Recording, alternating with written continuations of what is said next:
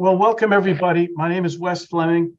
What a wonderful day to be studying about moral injury. It's the Ides of March, Et tu, Brute. My goodness, what better time, experience, event could we be looking at but the Ides of March today. So I wrote an article on the moral injury experience wheel, an instrument for identifying moral emotions and conceptualizing the mechanisms of moral injury. And I'm very happy and humbled to be able to share that with you today.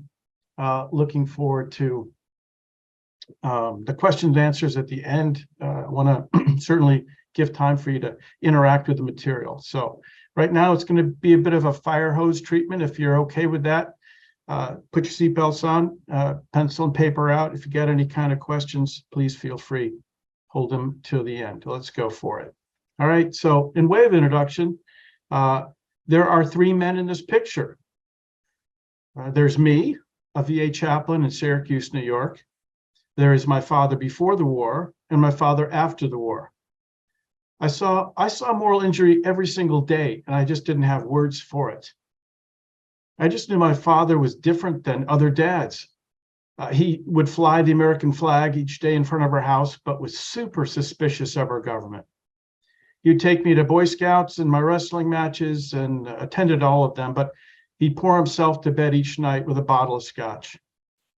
He dreamed of cities on fire, and he believed he was destined for hell. So I guess you can see why I became a VA chaplain and joined God's army. You and me, let's see what we can do to ease the suffering of others. What do you say? Are you with me? You and me. And as the Pentecostal preacher once said, what say we turn our suffering into service, our pain into purpose, and our misery into ministry? Who's with me? Maybe this wheel can help us. All right.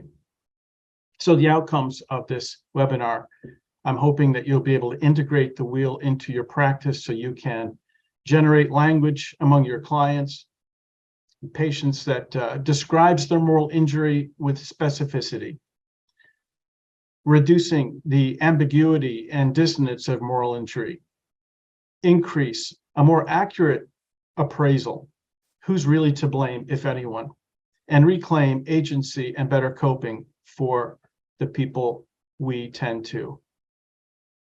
The concept, well, it's really simple. How many of you have ever seen a feeling wheel before? They're certainly big in the substance use communities.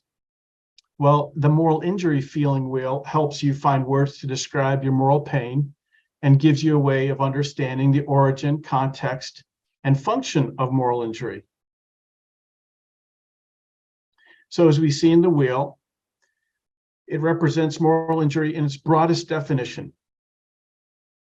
There's four quadrants that represent the four forms of moral injurious events, according to research. Okay, so the center circles identify the type of injury. These are what's known as the potentially morally injurious events. The primary emotions triggered by these events are in the second circle, and they're a proximal relationship to the events and experience.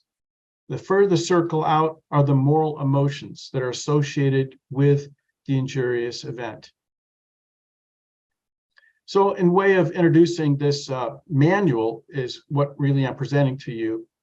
Let me share with you some helpful scripts that have worked for me. First, I will provide some education to participants about moral injury, and I'll pass out a copy of the wheel. So here's my script. While performing your duties, did you ever feel like your moral code was violated? Perhaps you felt betrayed by your leadership or institution, or forced to do something that you believed was wrong. Maybe you did something that crossed the line and personally transgressed. Maybe things just went sideways and no person was to blame, but your belief in a moral and just world was shattered. If so, you may have experienced moral injury. Moral injury is a wound to the deepest sense of right and wrong inside yourself. It leaves you feeling disconnected and alienated from others, often guilty, ashamed, and angry. Moral injury is related to, but different from PTSD. So this set of scripts just sets up the exercise that's to come. It's the psychoeducation that's provided about moral injury. These scripts are helpful to me, certainly available to you now. So I go through a little slide or handout on the overlap between PTSD and moral injury. And I don't try to get bogged down in it. I'd really try to just give a brief overview. But the most important thing as I share the slide is noting the fact that you can see here the differences in contrast, distinctions between PTSD and moral injury. But the most important thing that needs to be mentioned is that I make sure that PTSD is known as a diagnosis, but that moral injury is a functional problem. In other words, moral injury does not mean something is psychologically wrong with you. It's not a disorder. I make sure to help our participants to know that it's a painful moral conflict that needs to be sorted out, or else avoidance behavior will take you out. Often I'll ask a question like, in your own life, how does PTSD and moral injury show up differently? So I'll ask for some feedback to help them to work through the differences between PTSD and moral injury. All right, then I'll talk about how moral injury occurs in way of education. So while directing them to the wheel, I'll point out the different quadrants and explain how moral injury gets triggered. And here I'm really pointing out the different events, okay, triggering events, the potentially moral injurious events. Instances of betrayal by a legitimate authority, we see in the brown quadrant here. Acts of personal transgression by commissions or omission are also ways in which moral injury will occur. Witnessing excessive violence, death, or immoral acts are also something that I will refer to. And then number 4, the fourth quadrant, is unavoidable, irresolvable moral conflicts, competing expectations, discrepant events that shake moral foundations, often referred to as dirty hands. Dirty hands. What an amazing set of words there to describe and kind of like give voice to the experience of the moral dilemma of war. It's when you have to do, dirty hands is when you have to do bad things to achieve a good outcome. So it sounds like warfare to me. All right. Also, in way of education, I'll explain the purpose of the wheel exercise.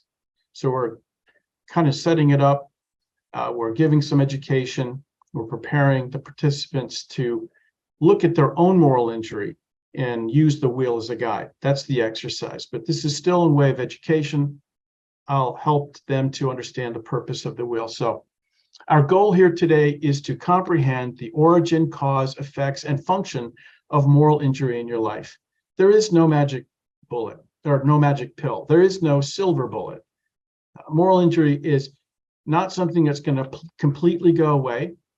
If it did, by the way, you'd end up having no conscience, because moral injury is a facet of human functioning. It's the result of an active conscience and limited power to control the outcome of morally significant events. Dissonance, avoidant behaviors, and of course I wouldn't refer to it as that, but with you today, problems like drinking and drugging and isolating and self-harm, that's the problem. That's what that's the poor coping that goes on after moral injury is affected. So now we're ready for the exercise, and I'll pass out the wheel to them, and I will ask them to think about an event in which you experience betrayal, personal transgression. You know, maybe you committed a personal transgression, something that you witnessed as an immoral act. Number 4, you know, maybe you had an irresolvable moral dilemma, and you locate those injuries on the wheel. Okay, find one. All right, and if you feel comfortable, I'd love to have you share your story. Now, in terms of story prep, my goodness, there's different ways and you can go with this. When we've done it before in groups, we take some time to really help them prepare their story. In a group setting, it's important to have at least 3 sessions of trust building. And there's various ways we can talk about doing that, but we work hard at setting the expectations that you will be called upon to share your story if you're going to be a part of this group. So get ready. And then we offer all sorts of help and ways in which they can share their story, their moral injury story. So now we ask them, using the wheel as a guide, describe your moral injury. What event in the center of the wheel triggered your moral injury? What emotions listed on the outside of the wheel do you most identify with? And do other emotions come to mind? How might your experience, now after they've asked those questions, we've worked them through, how might your experience spill over into other quadrants? Because many times they'll identify a moral injury in a particular quadrant or particular event, but then they'll find out, well, what actually it spills over into this too, because I feel disgust. So we'll move into the different things, and it'll help give voice to, give words to, give language to moral injury. Now, let's take a look at 2 case studies here today. So after some education, I asked the participants to share their moral injury story. Then, after they shared their story, I asked them, in this case, I asked them to share their story. Then I asked them to use the wheel as a guide afterwards to describe their story, maybe with a greater level of refinement, a little bit more acuity. And here's an Army Ranger deployed to Iraq who used the wheel to tell his story.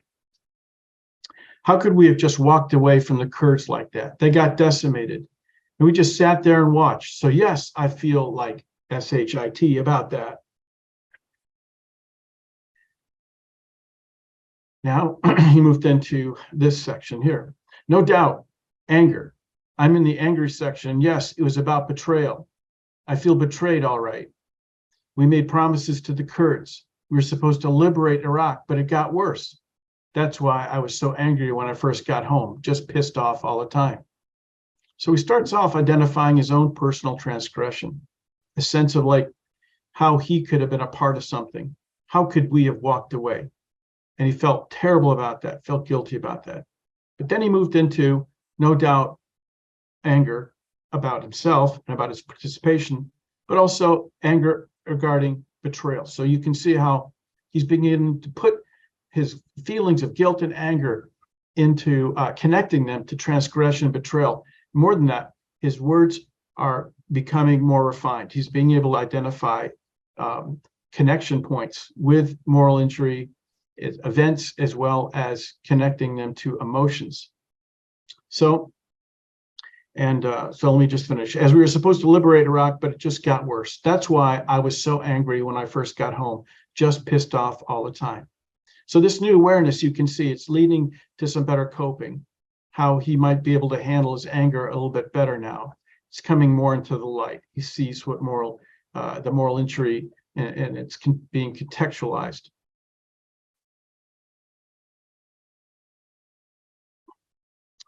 All right. So also this particular veteran shared this. I feel like I'm in the betrayed section, but I'm also angry about what I saw. I felt so helpless watching the refugees. There was nothing I could do. It made me sick. I guess that's disgust, right? So that kind of anger was more about witnessing, I guess, like indignation. It shouldn't have had to happen. So using the wheel, we can see how he's identifying helplessness. He's calling it. Also, he's referring to his witnessing of these experiences as disgust. He even gives it a name, indignation. So we see the veteran growing in awareness and understanding of his moral pain. And so doing it becomes less ambiguous and less painfully dissonant. He's also less rigid in his appraisal, you can see here, stating it just shouldn't have had to happen, rather than like displacing his anger and projecting it and everything's wrong and the world is terrible and globalizing in an unproductive way. So in this second case study, it features a Marine in Afghanistan who was part of a company tasked to secure a village. They spent an entire year in this village. And by the end of the year, the villagers were coming up to them and telling them where the insurgents hid the IEDs the night before. So, man, their job was done. And so they turned the village over to the Afghan army, who, once the American forces left, bombed it into oblivion. The Marines said the village doesn't even exist now. So he's heartbroken. He's angry.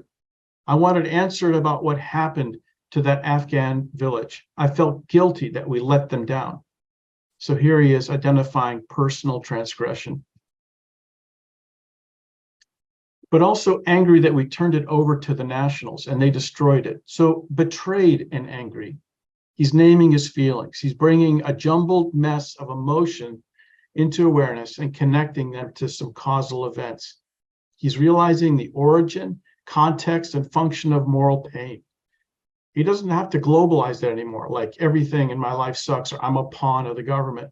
His appraisal is more refined and therefore more helpful.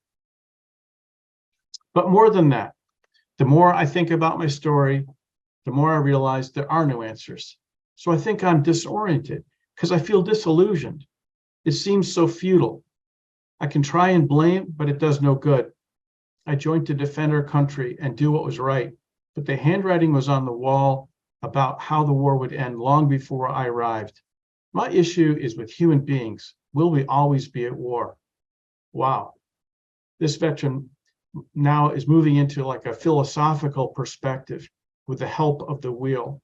He's been able to identify feelings of disillusionment, disorientation, and he's putting them together with the moral paradox of war. Out of that swirling moral emotion, and so painful and complicated, he ends up asking a very, very good question.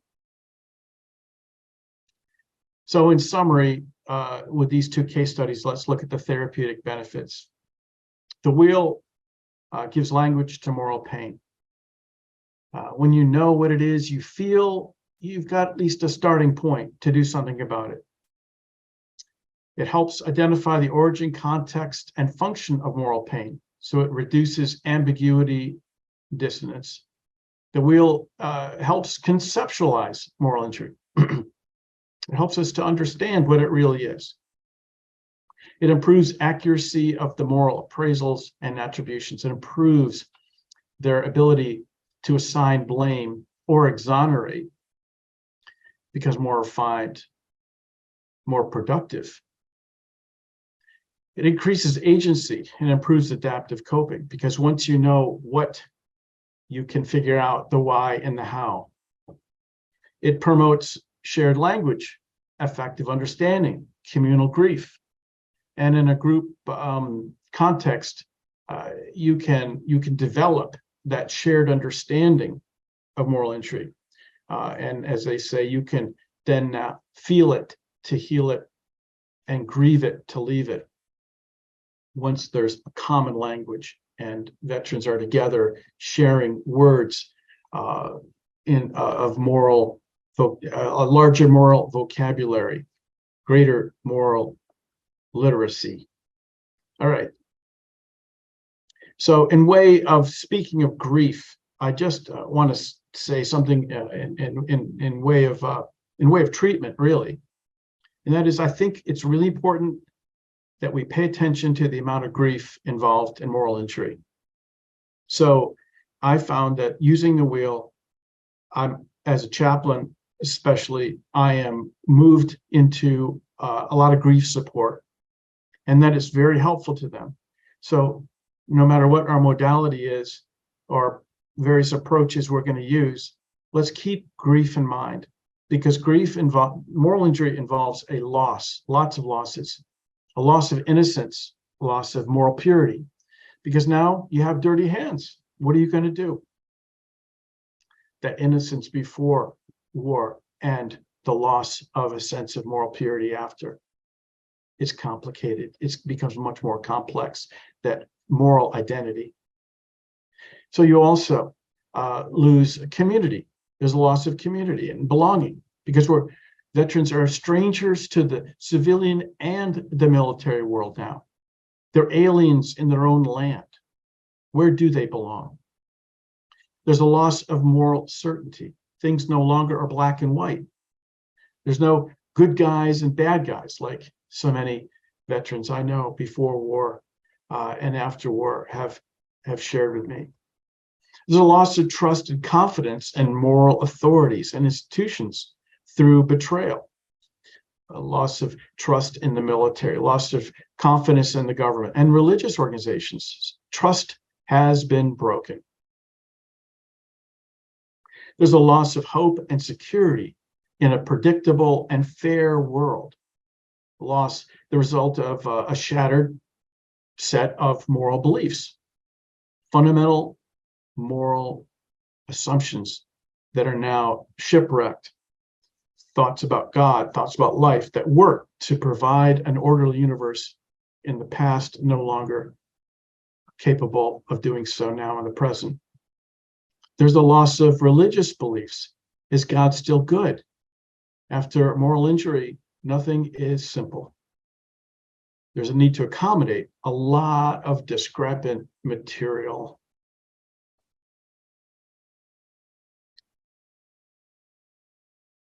So let's take a look now at analyzing, this is from the article, analyzing the transcripts that from the case studies. Gives us a little bit more of a focused view of the benefits of using the wheel. There's certainly psychological education about moral injury. I'm in the angry section, and yes, it was about betrayal. So you can see the cause-effect relationship there that's coming into the mind of the veteran who is using the wheel. The wheel promotes diffusion, adaptive emotional distancing. So betrayed and angry, but more than that, there's that space there, that ... So betrayed and angry, but not just like giving into that, completely immersed in it, but stepping back, say, wait, there's more than that. There's some distancing now between the feeling and the perception. That's very helpful to us. It can facilitate accurate appraisals. My issues with human beings. Will we always be at war? So now we're realizing that there's times where, the question of who's to blame isn't so simple, and it becomes a matter of refining what is truly to blame, what really caused this. It elicits acceptance experience because I can try to pin blame, but it does no good. So there's that sense of having to let go and of that strident blame. It reduces dissonance. The more I think about what happened, the more I realize there are no answers. Enhances agency. I get it. It's not going away, but at least I can move on with maybe a little more wisdom. Now, this is taken from some of the transcripts that are in the article, not necessarily in the case studies that I just shared with you. So it can help with coping, you see. I get it, it's not going away, but at least I can move on. At least I can move on. They're not paralyzed, they're not lost. They're not stuck in their story anymore. They're able to see some light ahead, being able to move on with a little bit of wisdom. It can help reduce isolation because together, when the common language arises and there's a shared vocabulary, veterans have shared like this. The wheel showed me that my pain has a place. It's real. Others have felt this, so they realize it's not just them. Communal grief. It all seems so futile. That sense of resignation, that sense of like, going to have to accept this. It's just not gonna. I'm not going to be able to grind this one out. Reduces stigma. At least we're not alone. We get it. So it helps veterans to know that they can reach out for help because they're not alone. It's not an isolated case. I want to bring up a couple of caveats in the presentation here and the use of the wheel. I want to make sure you realize that when you use the wheel, it's not a statement of fact about particular moral emotions and their association with specific event types. Okay, so it's a useful tool, but it's not like a scale. Okay, it's not like this always happens when this event takes place. It's a buffet of emotions. Some may work, some may not. I'm also always looking for feedback and suggestions, and then we'll take it to subject matter experts. We may revise the wheel. The wheel awaits thorough predictive criterion validity testing. So this is where I hit up Dr. Rita Brock for some help in setting up a lab so we can get even more research, evidence-based research behind the wheel. What we have for evidence right now, well, it's based on empirical definitional scale studies. Everything in this is based out of the research we have now, ongoing iterative evaluation and feedback from veterans and moral injury groups. So in other words, I'm continually, over the last 2 years, updating, using their words, helping, borrowing from them through their feedback to fill out the wheel. And the effect, well, the ongoing interviewing that I do and feedback from veterans and moral injury groups. Support for the wheel in terms of research is based on Plutchik's Wheel of Emotion. It's rooted in emotion differentiation research. This is the research that talks about the benefits of increasing emotional vocabulary. This is the emotional intelligence piece here, drawing on moral psychology research, the social intuitionist theory. It draws from that domain, and it's empirically grounded, as I mentioned before, in moral injury or definitional and scale studies. I'd like to break now and have for questions. We're going to have a chance to have a lot of good questions here and interaction. But can I kind of close with a prayer for the morally injured?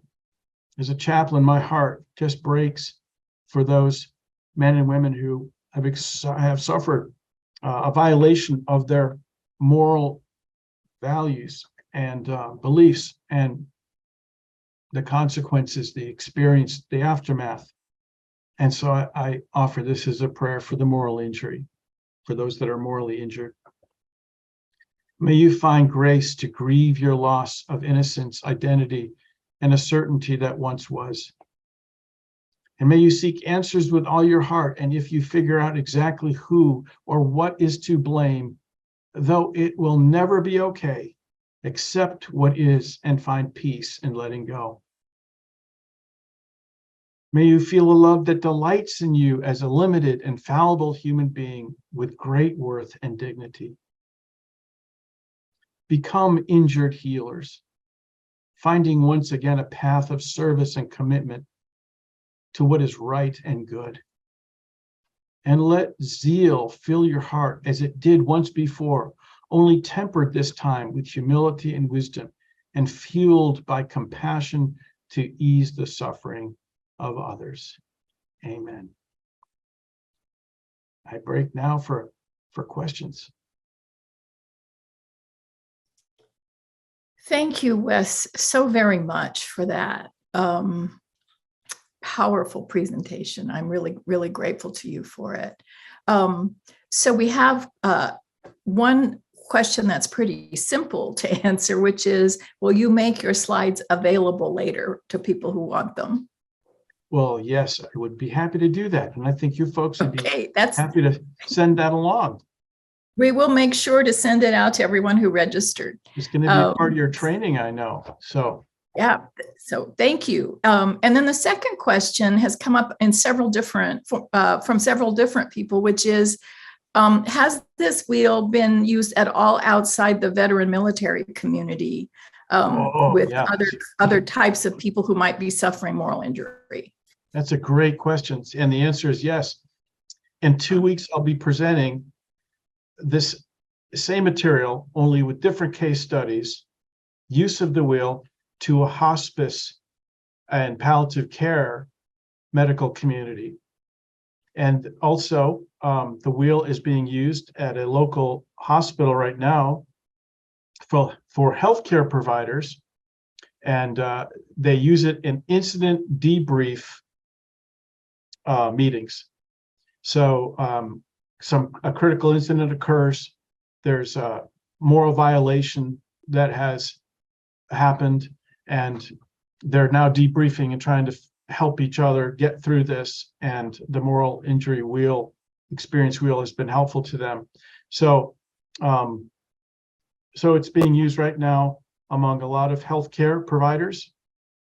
I have a dear friend, psychologist, is using it in with the law enforcement, and she actually has some presentations that she's doing for the FBI, and so the material is going that way.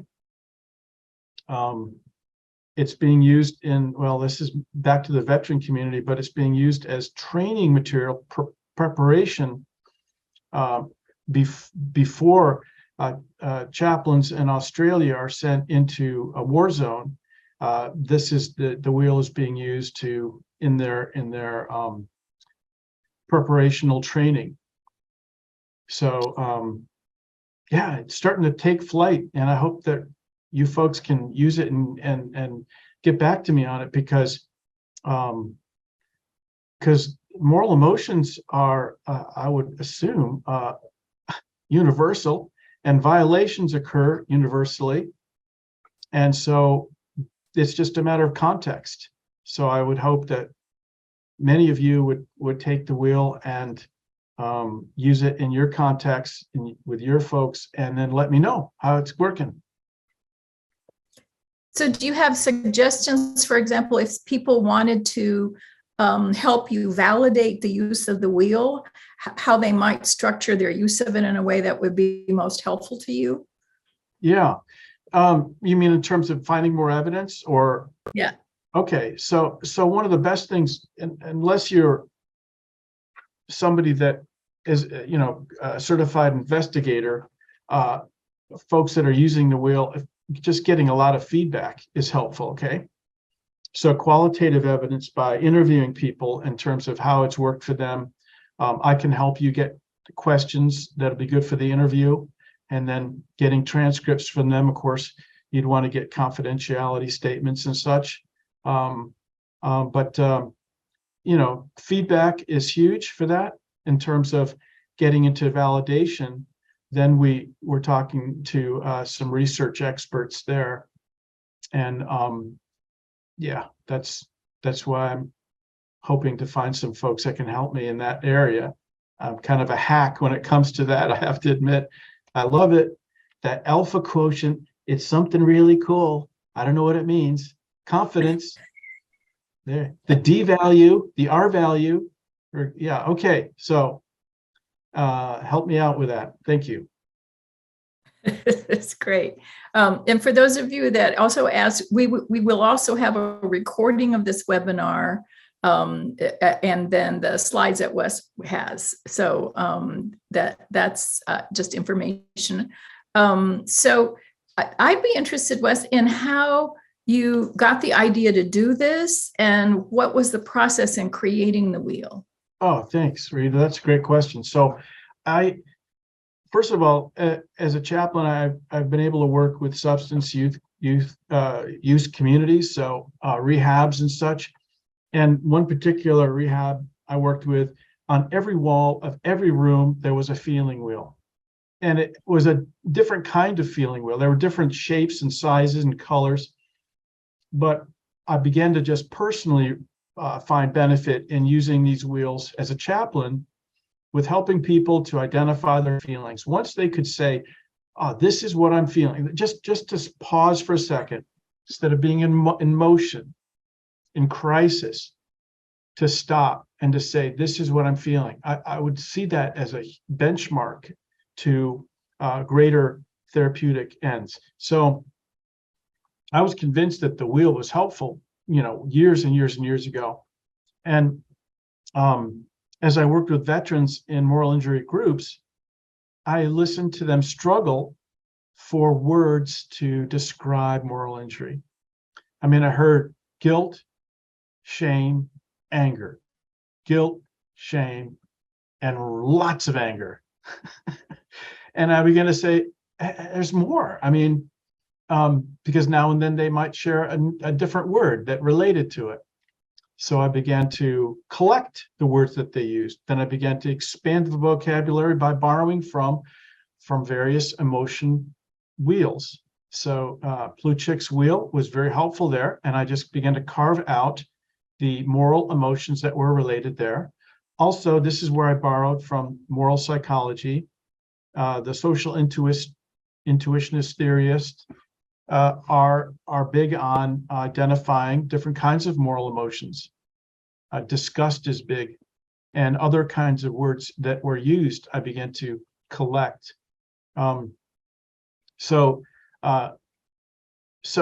wheel was mostly an iterative process of bringing stuff before the veterans and them saying, yes, this, yes, that, how about this, what about that? No, that doesn't work. So it was just a year and a half of veterans feedback, sharing, confirming, validating, in a qualitative way, what was working or what wasn't working.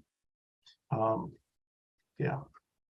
Wow, that's great. We have a question about, has the wheel been tested in different cultures or different religious or spiritual traditions?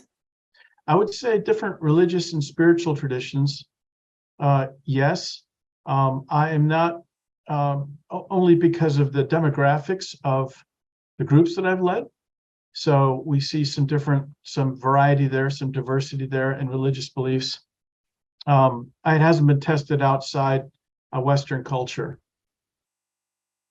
Yeah. Thank you. And we have a question. It says, how do you find groups, or do you create groups of veterans who suffer with moral injury, and how do you help them identify that they have it and want to be in the groups? Okay. So this is where I rely on a good relationship with my psychiatrist and psychologist friends in different PTSD clinics. Certainly the veterans that I will meet in a hospital setting, the subject will come up, but as a chaplain, a lot of my interactions are brief and supportive. Whereas the psychologists are working with people and are able to get much more in depth and identify. So most of our referrals came from the PTSD clinic, and this is what was typically shared. They would say in their notes that have been through all of the gold standard PTSD evidence-based therapies and have graduated successfully, but continue to have lingering moral issues. So that was so then they would say, okay, I'm going to send them to chaplain service. And I would work with a psychologist to bring about the groups too. That was really critical. We had a nice warm handoff and a psychologist that was working with me for several years. So yeah, that's kind of how the groups would form. And then in terms of their buying into moral injury, what was that about? Well, again, some of it had to do with training with with our psychologist friends. It was new to them, a lot of them. It was a new concept. So we were able to do some in-service with them. One of the challenges with the PTSD clinic that continues, at least in our part of the world, is that because moral injury is not diagnosable, it's not billable. And so that's why chaplain service is able to be a part of this. Anyhow, I dare not go further in that discussion. It's very disconcerting to me that veterans are maybe missing some help just because it doesn't have a couple of codes after it. Okay, yeah. Yeah, I think we all feel that tension around the medicalized model for mental health. And yeah. So we have a question that says, how do you translate other blaming and self-blaming into constructive social action for change in addition to acceptance of events. Okay. All right. So can you read that again? I want to make sure. Yeah, it's basically asking this translating other blaming and self-blaming is partly you have to get to acceptance of events, but how can you also turn some of that energy from other and self-blaming into a constructive set of actions for changing things so that, for example, the same thing doesn't keep happening because the system doesn't change? Okay, good. So the first, I think it's like a two-part question. Yeah. So the first one about self-blame and blaming others. I never challenge a person's appraisal. You know, I don't say, well, let's get this under a rational microscope here and say, you know what, you really don't have to feel guilty about this. You gotta, you know, in my particular profession, we listen and we let, you know, it's motivational interviewing. We let the person come to their own conclusions. So we never try to challenge or reframe a moral dilemma. So we provide an opportunity for them to follow it to the end. Okay, so what is that self-blame? Where does it go? Is it helpful to you? You know, what is the blaming others? Let's go for it, vent it, you know, share it, and then use the wheel to discover there's more than just vengeance. Or name it. That's what it is. Oh man, that's what I'm feeling. I'm just feeling sheer outrage and vengeance. And then you know, there's a pause there. That's what I'm doing. That's what I'm feeling. So the wheel can help with blame of all sorts, the self and the other. It can help untangle it. As far as committed action is concerned, and moving into what I would call meaning making and purposeful living, that's tricky. That's tricky because if you move too fast into here's some wonderful ways in which you can take all your sadness and do something good with it, it just depends on the individual. And I got to tell you, this is where I went wrong at first. I mean, it was like part of the moral injury group was to have, after so many sessions, a set of slides that would show all the different ways in which, if you're a Vietnam vet, here's like different ways to get involved in veteran organizations or charitable organizations, make some service out of it. If you're, you know, working in different communities and different kinds of moral injury, how you can turn it around for good. So that is a part of the healing process, but it needs to be introduced when the veteran is really ready and is starting to ask those questions. Otherwise, it kind of collapses. Well, you know, it invalidates, it minimizes some of their pain. So when a person starts talking about moving forward, when the group as a whole begins to say questions like, okay, so we figured this out. Acceptance is a piece of this. We're working on the acceptance. And of course, that takes a long time. But after the acceptance model is at least mulched down in terms of their thinking, then introducing ideas of committed action are helpful, or broaching the subject. Sometimes I'll refer to what can we carry forward out of this? Okay, so acceptance, loss, okay, huge. The grief piece is huge. Communal grief is huge. Chaplains are good at rituals. Chaplains are good at grief, and many of you therapists are as well, learning how to help a person through. And then as things are fully embraced and accepted, there's a little light that comes up. It's transcendent. And it says, there's hope. There's something else you can do. You can move on. But don't leave it all. What are you going to carry forward with you? What lessons learned? What what way can you turn, as we started off this thing? How can you turn your suffering into service, your pain into purpose, and your misery into ministry? What can you take with you? Lessons learned and wisdom and compassion felt, and helping others to get through their pain as well.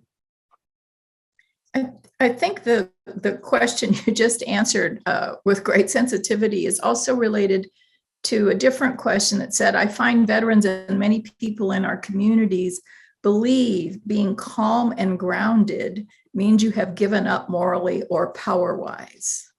Yeah. It's a forfeiture of agency or something. Yeah. We met with a lot of resistance, and it was good resistance, because it helped us. The acceptance piece, and you never want to use the word surrender. The idea of letting go, all that, it really grates on some of the training and motivation that veterans have retained. And so the idea has to be approached very delicately. And I will always say, it's not okay. It's just not okay. What happened is never going to be okay.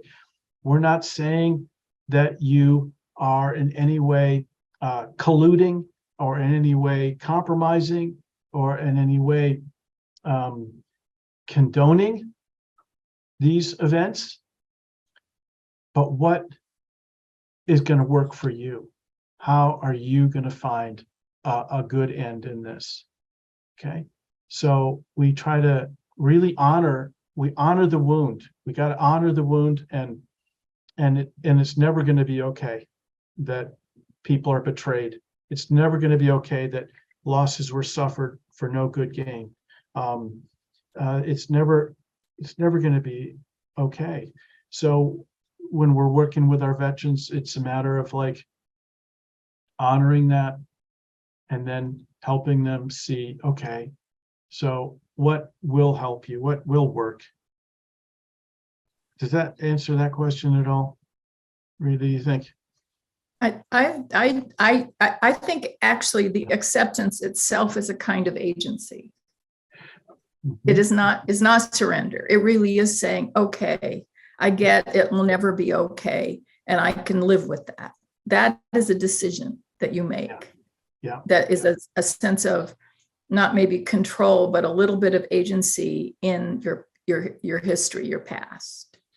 Mm-hmm. That you decide that the past is true and valid and will not control your future. That is awesome. Yeah. So acceptance is not giving up. It's actually confirming your resolve to move forward. Yeah. And it can look like acquiescence, but I don't think it is. Yeah. Very important. Acquiescence is constantly feeling those awful feelings all the time. Mm-hmm. And it's hard work to resist that. Yeah. That actually takes a lot of effort and power. Yeah. And to cough up all those awful feelings and actually let them be there and process them. That's a lot of agency involved. Mm-hmm. And I think people who get that process going and do it realize that they really feel like they have a way that the past isn't running their life. Mm-hmm. Even if everything that happened was true and awful and morally bankrupt. Absolutely. It's good. It's good work. It's good work.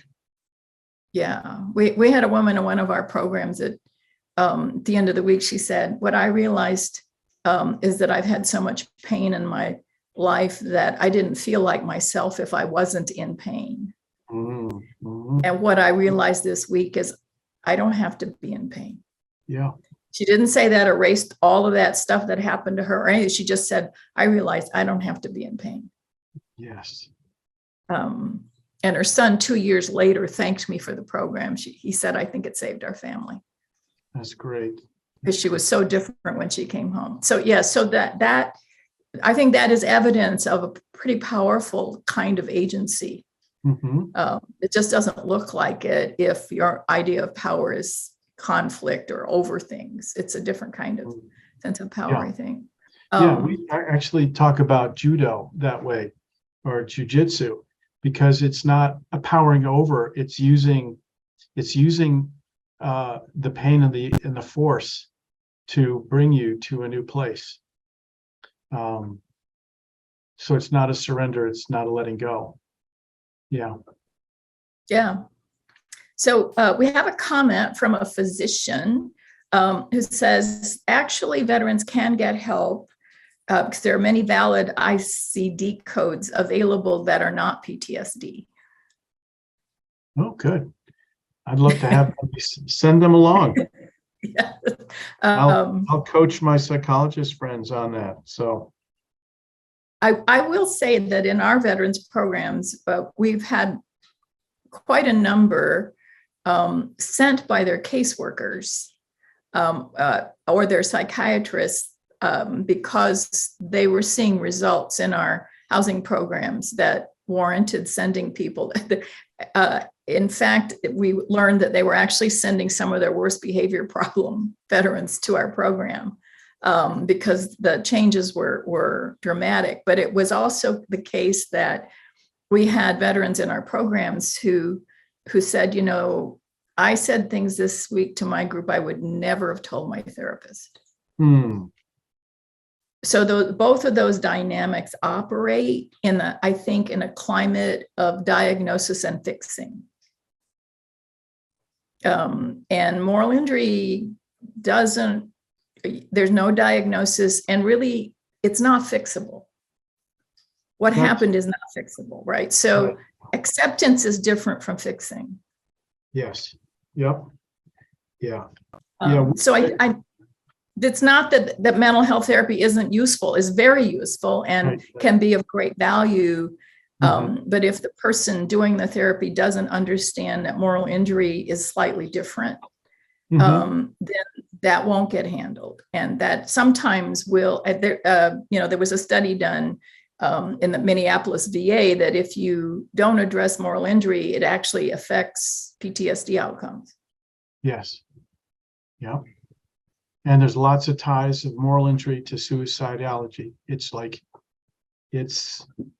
very, very tied into that. So it's an issue. So here's another comment. I've been trained to think of emotions as being neutral, not bad or good, just messengers to help one understand experience and needs. What do you find helps a person engage moral emotion without experiencing what they feel as wrong or right? Well, you got to work with the veteran and where they're coming from. If they're able to gain some emotional distance and, see this is just an emotion and not put a moral tag on it, that could be helpful in many cases. But there are moral emotions though. And I don't know the term neutral. We'd have to explore that some more, what that means. Yeah, moral injury by definition isn't just neutral. Right. Right. Yeah. It's interesting. I hadn't even thought about it that way, but that is interesting. Yeah. And this is a comment from a veteran who works in our moral injury recovery program. He's one of our more experienced facilitators. He says, just a comment. I find that my service work with persons suffering from moral distress and moral injury, both rewarding and triggering. I am triggered right now, yet I find I must mindfully, consciously choose to remain hopeful. Good can come from my own pain. And identifying and putting language to feelings has been so helpful on my journey. Yes, to the huge amount of grief work. Yeah, thank you. Thank you for your service. And thank you for sharing that. My goodness, it's triggering and inspiring maybe at the same time, because it's creating a hunger in you to reach out and get more strength as well as heal others. So thank you. We have a comment. For other diagnoses in PTSD, read the entire section of DSM-5 titled Trauma and Stressor-Related Diagnoses. So that's a tip. We're right at the time, just before we're about a minute left. So I just wanted to also tell people who are attending this seminar that that we are also here at Volunteers of America and the Shea Moral Injury Center going to try to launch a research-based study of the feelings wheel, so we can give you some feedback from our own programs about how it's working. And we'll be in touch with you about more of the details for that. But if you are interested in being part of our VOA study, please contact us and we will get you signed up. Because we would like to be part of the process of validating this. I think it's promising, and I think it will be very useful to us in our own programs, not only with veterans, but first responders and others, healthcare workers, et cetera. So, Wes, I just want to thank you so much for this. This was such a rich and important seminar on understanding, even just for all of us, understanding moral injury in much more of its complexity, just looking at that wheel. So thank you very much. And I thank everyone who attended and for all of your great comments and questions. As I said, be in touch if you'd like to be part of a research program to help create this as more evidence-based. So thank you all very much. Thank you, folks. Thank you. Thanks for coming.